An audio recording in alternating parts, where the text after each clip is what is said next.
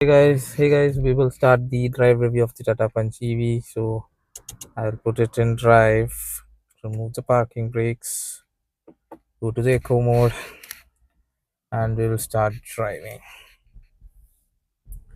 So it's that easy. You just have to do all these steps and start driving. I'll switch off the lights because it's night time. So the car is really smooth to drive. As you can see, I'm like effortlessly going at around 70 kilometers, and this is in the eco mode. And there is very little cabin noise, as you can see. Like, can you hear anything? So it's a bit raining as well in the night. So the cabin noise, like you can hear the tire sound, of course, but it's not very loud. You could fall asleep easily in this kind of sound. So that's something that would warn you about. Like, you could easily fall asleep driving this car in the middle of the night because the roads are empty and you don't have anything to do. Like, you don't have to shift any gears, or you don't have the sound of the engine to hear. So it's a very easy to drive car. And you can have trouble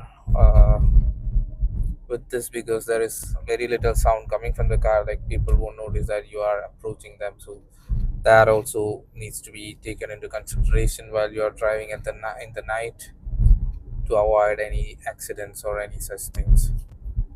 So how fast this car goes? So I can say that I've crossed 140 kilometers per hour with this car with ease in the sports mode. You can do the same in the city mode as well, but in the eco mode I would say it will do a maximum of like 100 or something like that, because I need to push really in to reach that 100-kilometer mark. But till 80 it is very effortless, and you get a warning sign at 80 kilometers. If you cross 80 kilometers per hour, you'll get a warning that you are crossing the speed limit.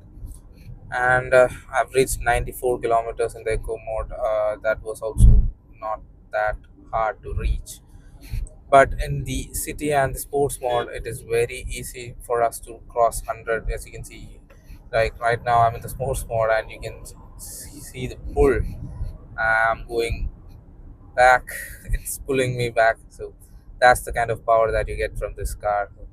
That's that I enjoy that feeling very much. You get that feeling in the very expensive sports car or something like that.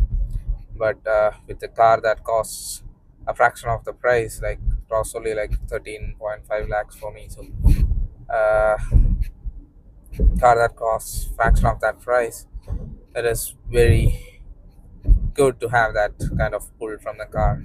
So that's something that I really enjoy, but I don't recommend you guys use it a lot, because it could drain the battery very quickly.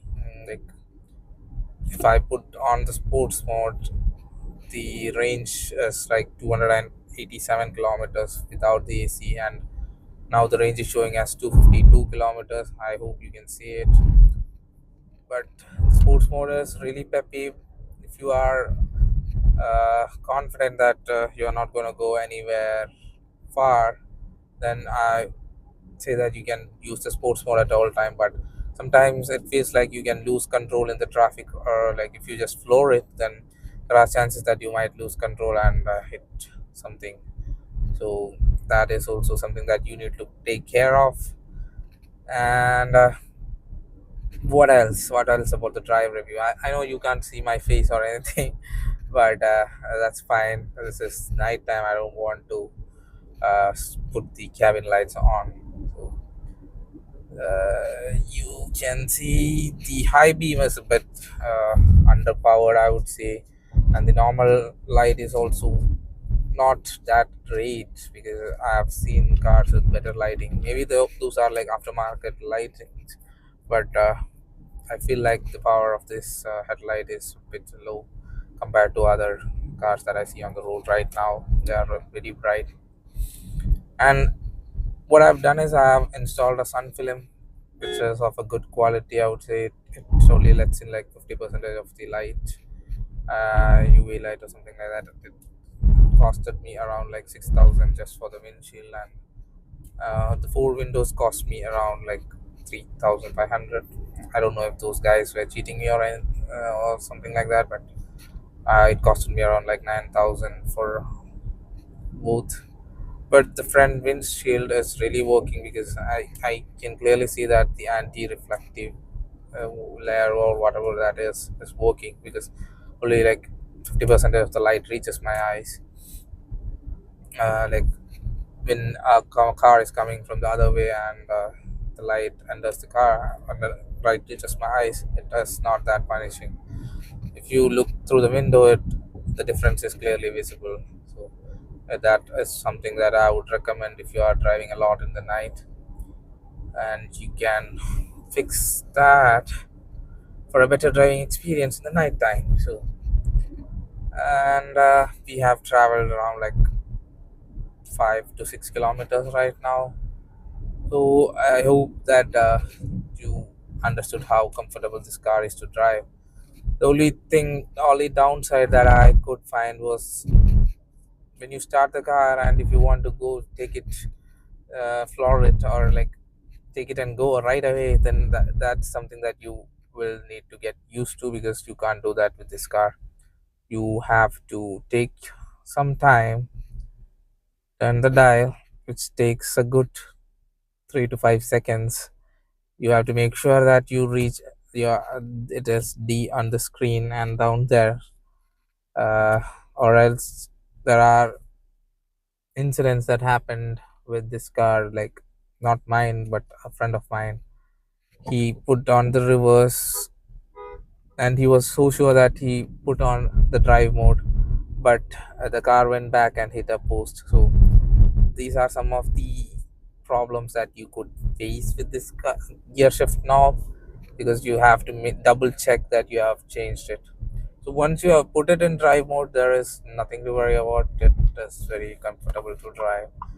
So you just have to worry about it when you are in like taking reverse parking or something like that. So that's when you have to be extra careful about things that you do. So if you're careful about those things, then this car is very good, very peaceful to drive. You can drive for like I drove for like 200 kilometers in a stretch, and I didn't feel anything. I could do another 100 kilometers without any issues.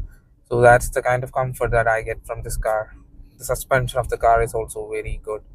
It is like, I would say, close to what the Citron cars give, because those are some heavy cars. So this car is also pretty heavy, and normally the Tata cars are very heavy, but with the added weight of the battery, this car is super heavy, which makes the stability of the car unmatched because of the battery being placed right below the car, which gives the center of gravity, which plays in like, I don't know the science behind it, but still I can feel that the car is heavy in the center, and the car is rock solid when you are driving. Like, I don't feel like the car is going to roll over or uh, do any zigzag movement when I do it, because it is planted to the ground. So, guys, that's it for today's drive review. If you guys have any doubt regarding this or anything that you want me to test in this car, you can just drop a comment below, and I will see to that it is addressed in the next video. So, thank you guys for watching. I'll see you guys in the next video. Peace out, guys. Bye.